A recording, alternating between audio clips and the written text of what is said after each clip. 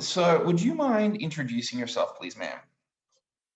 I'm Angie Rasmussen. I'm a virologist at the Vaccine and Infectious Disease Organization at the University of Saskatchewan. I'm also an affiliate at the Georgetown Center for Global Health Science and Security.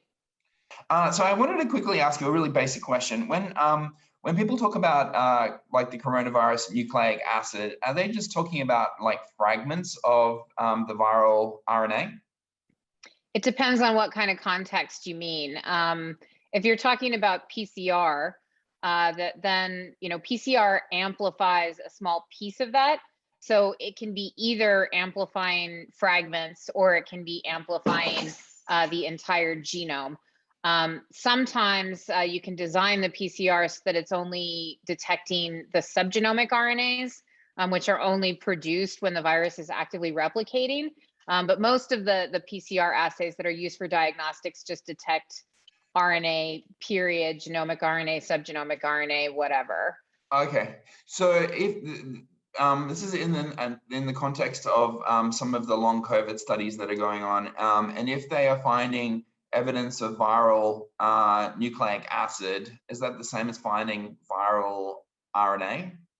That's correct. Yeah, there's no DNA part of the virus life cycle for SARS coronavirus 2. It's all RNA. So that's what they're referring to. Essentially just traces of the virus. Maybe it could be viral debris, could be, yeah. It could be residual RNA. It could be a low level replication. This has been reported not just in long COVID, but since the very beginning of the pandemic, it's been observed that people who've recovered from COVID will test positive with PCR for sometimes months at a time. It's not really well understood the significance of that, but if it is a persistent infection, it's not one that's producing a lot of infectious virus. Several studies have been done now that have showed no onward transmission from those so-called re-positive cases. And there's nobody, to my knowledge, has ever cultivated infectious live virus from samples from those people either. Yeah. Though I have to say that the study that the Dutch did, which is completely different, looking at the infectious virus coming out of fully vaccinated people, I thought was a really interesting study, looking at potential for onward transmission and finding that it was reduced. Yeah, absolutely. No, I think that work is really important to do. And I think this has been one of the most confusing things throughout the entire pandemic is the inability of PCR to detect infectious virus. And then a lot of people say, well, why aren't they always looking for infectious virus instead? And the reality is that it can be very, very difficult anyways to cultivate virus from clinical specimens. Also, it requires a high containment lab and specialized skills, and it takes longer. So that's why it's usually not done, or at least it's not done as often as PCR is. And PCR is really, well, now there's rapid antigen tests and other ways too, but up until more recently, PCR was generally the gold standard for diagnostics in the clinic. Mm-hmm. I wanted to quickly talk to you about variants. There's been some stuff in the news, obviously, the particular variant that was identified and reported on in South Africa, and now some commentary on mu. Can you give me your sort of thoughts on where we're at with the emergence of new variants? Well, I mean, we're kind of where we've been since really throughout the whole pandemic. Anytime that you have uncontrolled transmission, you're going to see the emergence of new variants. Now we've seen enough variants to know that some of these mutations are convergent, and they do appear to provide some advantage to the virus, including some of these mutations that have been found in mu and in C1-2. That appear to confer some ability to evade neutralizing antibody responses. But it's important to communicate that just because a particular variant has these mutations, just because it has a lot of those mutations, doesn't necessarily mean that it's going to be worse or that it's going to outcompete other variants of concern. It doesn't mean we should also just be like, no problem. But we should definitely keep an eye on those and watch their spread. Anytime mu, for example, is a variant of interest, because it has spread out of Colombia, whereas where it emerged to other countries, but it remains to be seen if it's going to outcompete other variants, including Delta, which appears to be really dominant in every population that it's been in so far. Do you think our understanding of what constitutes fitness with the coronavirus is right now mostly a story around transmissibility? So I think that it's complicated, right? Because fitness means something to virologists that it doesn't always mean to the general public. So fitness just refers to a virus's ability to replicate more efficiently, more robustly, to higher titers. That doesn't always equate to a difference in transmissibility in the real world. There's also infectivity, which Delta, for example, is also more infective. Some of these more immune evasive mutations appear to be giving the viruses infectivity advantages because they improve the binding with ACE2, meaning that they make it more efficient for the virus to enter and infect cells. But again, both of those things don't necessarily equate to a meaningful difference in the real world. Now, with something like Alpha and Delta, both of those are more fit and infective viruses, but they also do have a real world clear advantage, with Delta having an advantage over Alpha. And it appears that advantage is based on transmissibility rather than on infectivity or immune evasion. So right now, I think that's where the focus is for a lot of people, because it shows really that in real world conditions over and over in multiple populations, transmissibility really does seem to be the key feature that a variant needs to have to become the dominant variant. Do you think that may change as more people are vaccinated and more people have experience, and fewer people are immunologically naive to the coronavirus, that fitness may start to shift to being more immune evasive? I don't. And the reason why I don't is that I have not seen any data that really shows that viruses are spreading like crazy in vaccinated people. You would expect to see that potentially the vaccines themselves and the immunity that they induce could potentially become a selection pressure that the viruses would have to get around. But in order for that to happen, the viruses would have to be transmitting efficiently between immunized people. And really, while we hear a lot, especially in Canada and in the US, and I'm sure in Australia too, we hear quite a lot about breakthrough infections and what all that means. And it certainly is possible for somebody who's vaccinated to become infected, to become symptomatic, and probably to transmit the virus onward. But it doesn't look like that is driving the majority of the transmission. We're not seeing the hospital filling up with vaccinated people.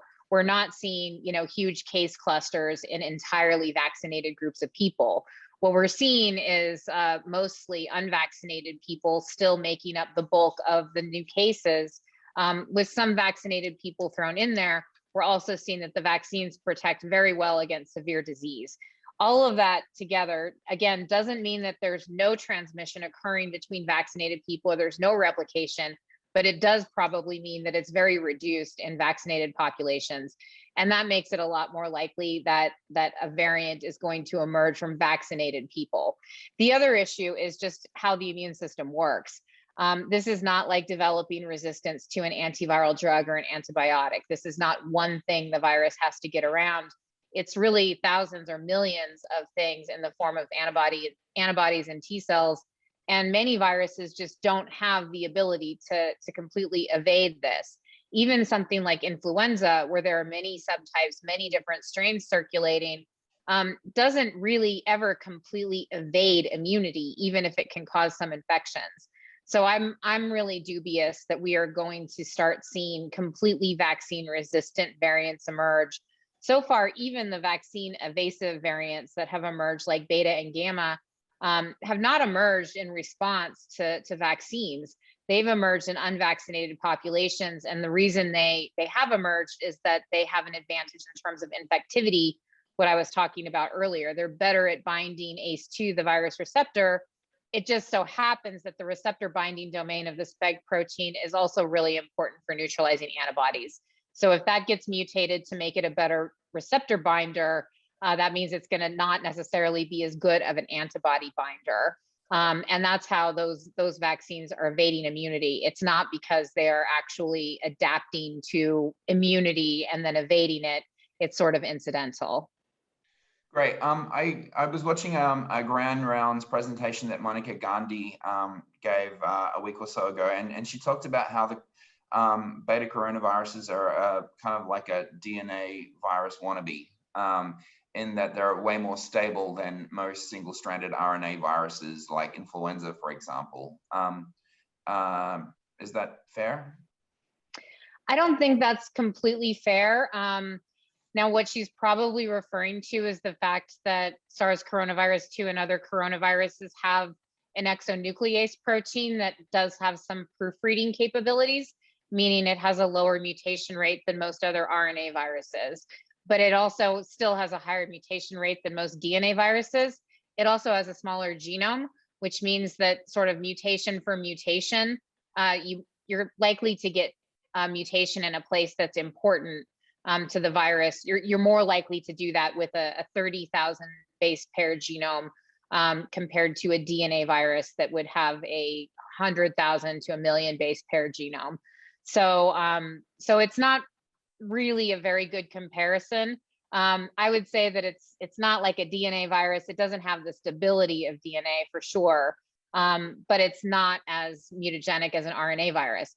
Now, on the other hand, unfortunately, because there is so much transmission occurring, that does give the virus more opportunities to acquire more mutations, because every time it replicates, it will acquire mutations. And maybe it's not as fast as Ebola or influenza or other RNA viruses, but it's still faster than a DNA-based organism or virus, and it's still getting far too many opportunities to acquire those new mutations. Okay, and so it seems like we're seeing these constellations of mutations within certain variants. And is this sort of a cumulative thing where as the viruses and these variants are circulating, and as they are acquiring, some additional deletions or substitutions or changes, some of them will be, redundant and make the virus kill the virus, and some of them may confer some advantage, and the ones that confer some level of advantage, they obviously are the ones that will predominate. Is that sort of how this works with the accumulation of these constellations? You just described positive selection pretty well, I think. Yeah, that's exactly what happens. So mutation itself is random.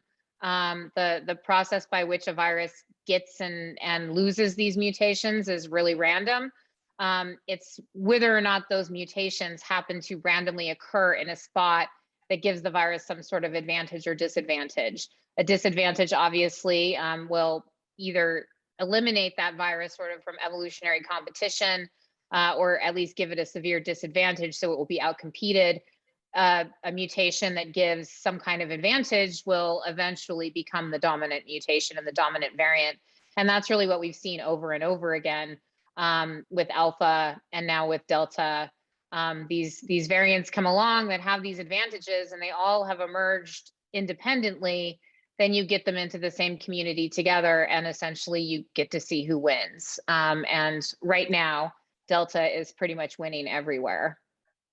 Do you think that there's some testing bias in that we've now really globally stepped up on the surveillance for variants, and now we're finding more variants, and that gets sort of translated almost into scariants, because people are, they're finding a triple mutant and DNA, what was it, Delta plus, and all kinds of things that have caught on in the media, which sound really sexy, but how they translate in the real world in terms of, having a clinical significance seems to be, a different story completely. Yeah, I mean, I think there's a lot of bias. There's certainly bias in terms of sampling. There's virtually no genomic surveillance in some places, and there's very spotty genomic surveillance in many places otherwise. Even in the US, in some of the communities that have been hardest hit, with SARS coronavirus 2, there's not necessarily a lot of genomic sequencing labs nearby. And so fewer samples will get sequenced.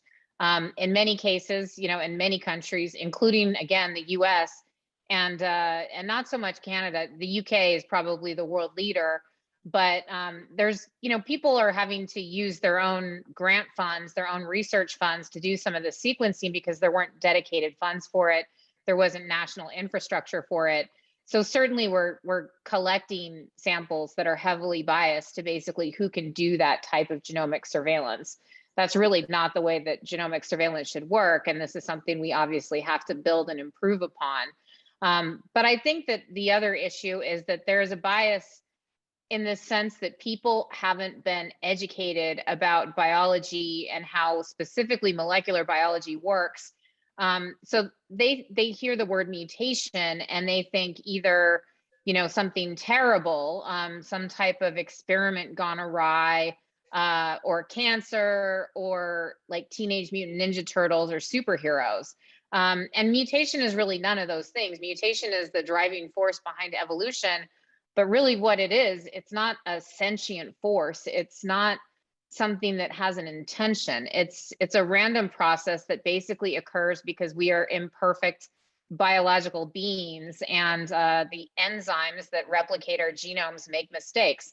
And the enzymes that replicate viral genomes make even more mistakes. And so, they get more mutations. It also has to do with lifespan. A virus can replicate in a number of hours, whereas we reproduce, once every 30 years or so.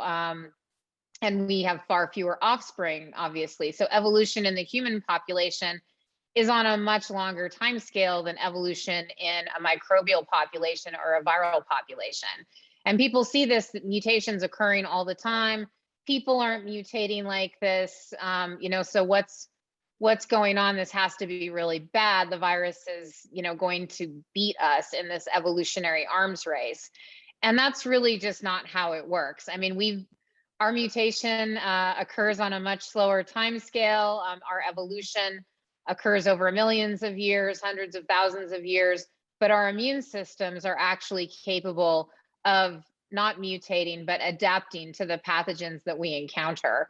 So people really should feel comforted in that the virus, yes, can evolve more quickly than we can, but we've evolved to counter pathogens that can do that. So really what we should be thinking is not ignore the variants. They're not a problem. They're definitely a problem, but we also shouldn't assume, oh my God, we're doomed because a new scariant has hit the media. We should be vigilant. We should continue to take precautions because there is yet to be a variant that's emerged that is transmitted in a different way than any other SARS coronavirus 2 variant. We need to keep getting vaccinated. We need to keep taking precautions to reduce transmission as much as we can. And we need to do better genomic surveillance and keep an eye on these emerging variants. Most importantly, though, we need to stop creating opportunities for new variants to emerge. That means we have to take away opportunities for the virus to replicate. Yeah, excellent. You covered that extremely well. Do you feel like we've covered the variants question pretty well? I think so.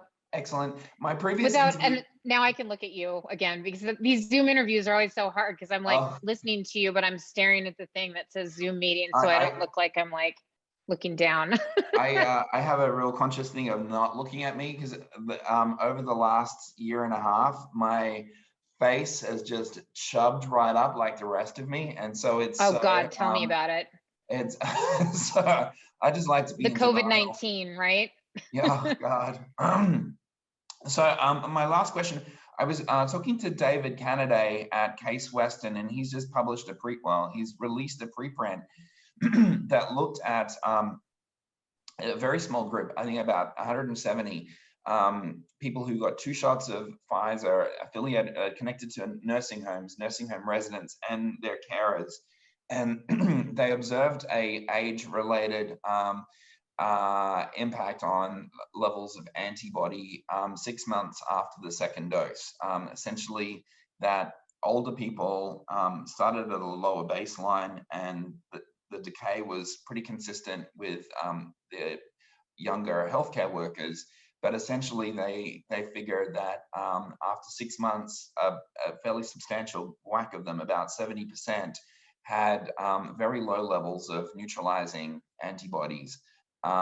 Obviously, that doesn't correlate directly to protection, but we're starting to pick up some signals on the need. Well, the question of whether we need third doses. Do you have any thoughts yet on this? Is this in your wheelhouse? It is in my wheelhouse. I'm not a hardcore immunologist, but certainly I'm familiar with all of these data. And, this really isn't surprising. I think that, one thing that people haven't considered as much is that people over the age of 65 often have different vaccine formulations and different vaccine regimens, because it's known that with age, your immune system and the responses to vaccines and to infections becomes less robust. And really, that's why older people are susceptible not just to COVID-19, but to a number of other infectious diseases, or more susceptible, I should say, than younger people. So it's not terribly surprising that vaccine durability might be waning, particularly in that population. But it's also not surprising that, with these vaccines, we tested them in a 2-dose regimen to get them out to the larger population as quickly as possible. That really didn't take into account that one of the reasons that normally vaccine trials take so long is that they do a number of arms to try to find the optimal formulation for dosing. And there are many, many vaccines that do require 3 doses of vaccine, particularly, and we don't know this for mRNA vaccines, but for subunit vaccines, protein vaccines, many of those are less immunogenic over the long run and have less durability. So you do often need to get that 3rd dose at a later date. We also, when these trials were conducted, they were designed to have the shortest possible interval between doses. And sometimes, and some studies have shown for all of these vaccines, as well as for AstraZeneca, that extending that interval between the 2 doses leads to more robust immune responses. And whether they're more durable or not, that remains to be seen, because unfortunately, durability really can't be sped up. You just have to pretty much wait and see what happens. But it wouldn't surprise me at all to find out that these vaccines probably work best when there's a 3rd dose administered months after the first 2 doses. That would be consistent with how a lot of other vaccines work.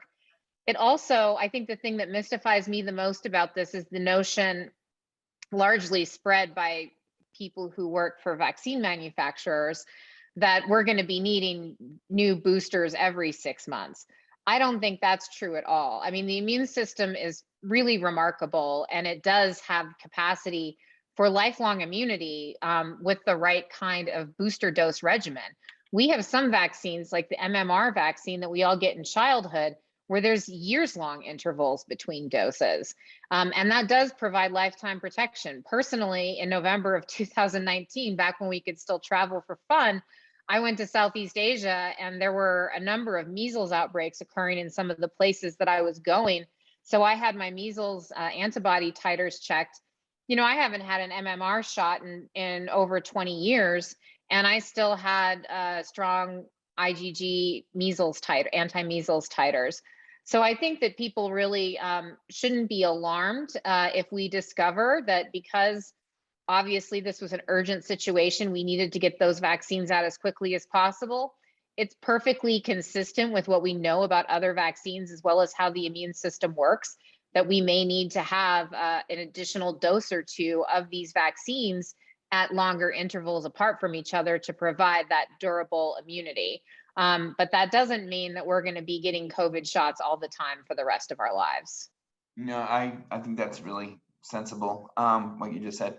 I think it's great that groups like the Case Western are doing these antibody surveillance sort of studies, because obviously, real world is kind of what we want, but we don't want to be in a situation where we're suddenly seeing a lot of Delta-led outbreaks in nursing homes killing a lot of folks, and then thinking, oh, we should have been boosting them. So having exactly early signals of what's going on at the humoral level is obviously very important information.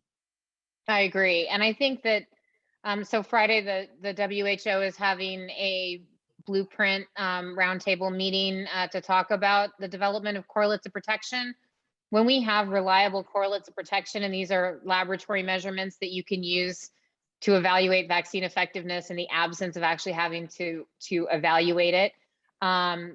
Once we have those, it's going to be a lot easier, I think, to make these decisions about recommending additional doses, because we do have to be balancing, the need for additional doses with the need for other parts of the world where nobody's been vaccinated yet at all, or the vast majority of people have not been vaccinated. And it's more complicated than that, because it's not like booster doses in the US or Canada or anywhere else are suddenly going to be available to go to another country. Unfortunately, it doesn't work like that.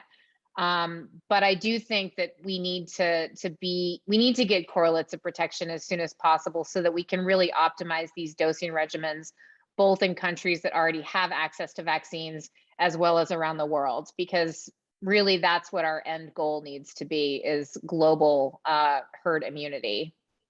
And do you think the correlates of protection will differ across age groups? Because we know that older people are probably going to have fewer naive T cells, and their immune complex is going to look different to somebody who's 20. It's entirely possible that you would see different subsets of immune correlates of protection. And that's also not uncommon either. I mean, people, again, certainly by age, will have different responses to different vaccines. As we see vaccines start to be authorized for children under the age of 11, it wouldn't be surprising to me if we see different correlates of protection for them as well, in part because it's actually different trying to evaluate vaccine effectiveness in a population that is not susceptible to severe disease in the vast majority of people. People who also might be getting different doses. So younger people, in some cases, may be getting a lower dose of these vaccines. That would change it too. So it is going to be really important to get really accurate, reliable correlates of protection, because as those kids who are under the age of 11 get older, what if they have a different boosting recommendation? What if somebody like me, who is pleasantly younger, 30. middle-aged, what do I need to do in 10 or 20 years when I do get to that older age, 20 years, where vaccines, might not work as well in me. So I think it's really, really going to be very important to establish what those are. And that's going to make surveillance and optimizing these dosing recommendations a lot easier as well. So the WHO meeting, that is obviously not going to be able to take into consideration any data from the human challenge trials in the UK, because they've only just sort of figured out what virus they're going to give them, I think. Yeah, I mean, this has been my problem with human challenge trials from the beginning. First of all, they don't really speed things up, and the data that we can learn from them really is somewhat limited. I'm glad that they will be generating usable data. And I should add that the WHO meeting on Friday is a meeting for people to gather from around the world, from public health agencies around the world, from member states, and talk about what data they have, and people can deliberate about it. It's not any kind of decision-making body. It really is more like a forum for researchers and public health officials to come together and go over the data in its totality. Those recommendations will be made by individual countries' public health agencies. Many of them will probably follow official recommendations and guidance that the WHO provides, but not always, as we've seen. So really, ultimately, it's going to be individual countries, I think, that are deciding what these vaccine recommendations are going to be like.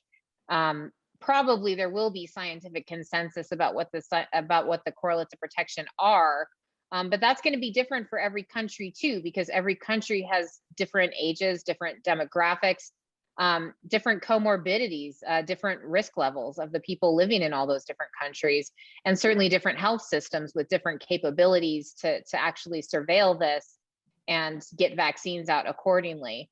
So it's really, it seems deceptively simple that why can't we just decide on a lab measurement and make these recommendations for everybody because we're all human beings. But it's not so much the science, it's more the implementation where there are a lot of country specific challenges. Yeah, the interpretation, especially too with different backdrops of previous exposure to SARS-CoV-2. Would that make a difference as well? It certainly could. We know that people who previously had COVID will have a more robust response to the first shot of a vaccine, pretty much an equivalent response to the second shot of the vaccine, which is very different from a naive person who has a little response to the first shot and then a much more robust response to the second shot. What that all means for durability, what that all means for protection, what protection means, whether that's protecting against symptomatic COVID-19, protecting against severe disease, or protecting against infection altogether. This is what makes it really, really complicated to try to figure and sort all of this out. What about the sort of signal that was discussed in the letter to JAMA that Moderna may raise antibody levels to a higher level than Pfizer? Do you think that it's just one little data point? We need more validation to understand that, or do you think it may be significant? I mean, I think several studies have kind of indicated that now, and what I'm not sure about is the significance in the real world. I think that there's probably a lot of explanations for that. Both vaccines are different doses. They use a different lipid nanoparticle to deliver them. The nanoparticle, the LNPs themselves can be adjuvanting. They can enhance immune responses. So that might be different. They might also just be more efficient. One might be more efficient than the other at delivering the mRNA payload to the cells that are receiving it. There's a lot of reasons I think that might be different. There's also the extended interval. It's only a week difference between Pfizer and Moderna, but we've seen that sometimes a week could make potentially a big difference. And when you're looking at this at population level, you really are going to, if you see something over and over again in a bunch of different studies and different cohorts, it probably is true. But to me, the real question is, how significant is that in terms of the protection that's conferred? Is there really a big effect in terms of a reduction in protection or durability from Pfizer versus Moderna? I'd be really surprised if we start to see different recommendations being given for Pfizer versus Moderna. I'm actually also really surprised, and I think it's going to be hard in a lot of places to try to get a handle on that. In Canada, for example, they have been recommending mixing and matching vaccines, and each province, I'm sure, is keeping track of that. But if one person's getting AstraZeneca and then Pfizer, and one person's getting Pfizer and then Moderna, and one person's getting Moderna and then Pfizer or whatever, it becomes very difficult to do a really well planned longitudinal study like that one that you referred to. So I don't think we're going to be able to make too many head-to-head comparisons. I think we're going to have to make broad vaccine recommendations that really apply to all these vaccines. And I would be shocked if the US doesn't follow suit in terms of starting to recommend heterologous or mix and match regimens, because that really is going to make it a lot easier to get people vaccinated. And I mean, what happens if it's, oh, we're going to recommend a third shot, but you have to get Moderna if you got Moderna before and there's no Moderna anymore in your community? I mean, it's just going to be really, really challenging to get people dosed the way that they should be if they're really restricted to the first vaccine that they could get.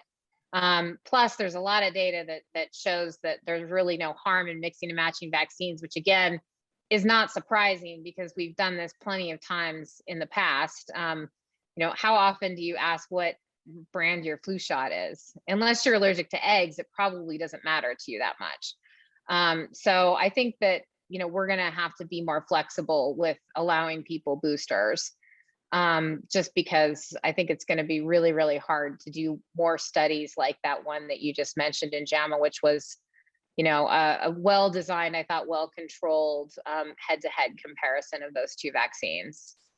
Okay, yeah, because that story I wrote got like 2 million views on Apple, and I was like, whoa, this was only meant to be like one single data point, putting it out there. But yeah, clearly there were a lot of people interested in that. So I was a bit nervous about how it might be interpreted, but there you go. I've taken up lots of your time. You've been incredibly helpful. Is there anything that you want to mention? Just get vaccinated.